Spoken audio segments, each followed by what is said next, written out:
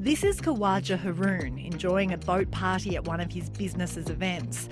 But his fondness for the good life was disrupted in November. Federal authorities, including the NDIA and AFP, launched raids, smashing into his Melbourne business in the early hours, as well as his home in Melbourne's north.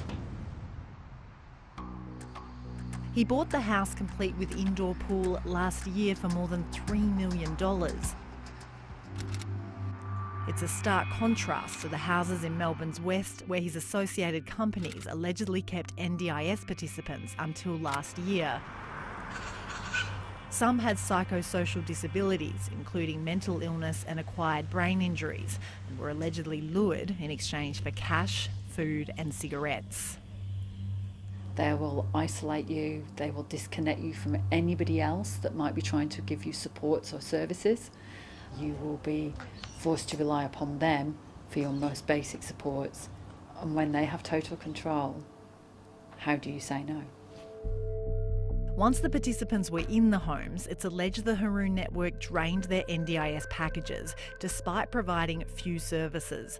The ABC understands federal authorities are tracing the flow of more than $10 million taxpayer dollars from the NDIS to his associated companies. Can't trust anyone really these days. A man who we'll call Michael, who has an acquired brain injury, was living in an inner-city public housing flat when he was allegedly coerced by the Haroon network in 2023. All of a sudden one day he was just gone. He was allegedly brought to a home in Melbourne's west by Haroon's workers. Due to his disability, Michael didn't know where he was. He really wanted to leave and he was really frightened. He was taken back by his previous carers 4 days later, but during that time he was twice admitted to hospital for having an epileptic fit. Without his medication, it doesn't take long before he will start fitting. And unfortunately, that's exactly what happened. Just makes you nervous going out, more conscious on who speaks to me and that, to make sure they're not, someone that's trying to take me for granted, Despite multiple complaints to the NDIA since 2021 and the federal investigation, which began in 2023, companies linked to Haroon have still been able to sign up vulnerable NDIS participants. He's found a business model that's incredibly effective and incredibly lucrative. Why would you stop if nobody's stopping you? I feel frustrated.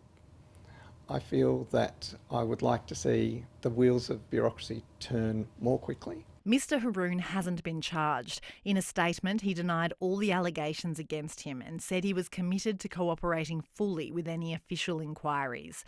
"I've always tried to serve our community with honesty and care," he said. The NDIS Commission says it's unable to comment on active investigations, but that it has zero tolerance for the exploitation of NDIS participants. Jessica Longbottom, ABC News, Melbourne.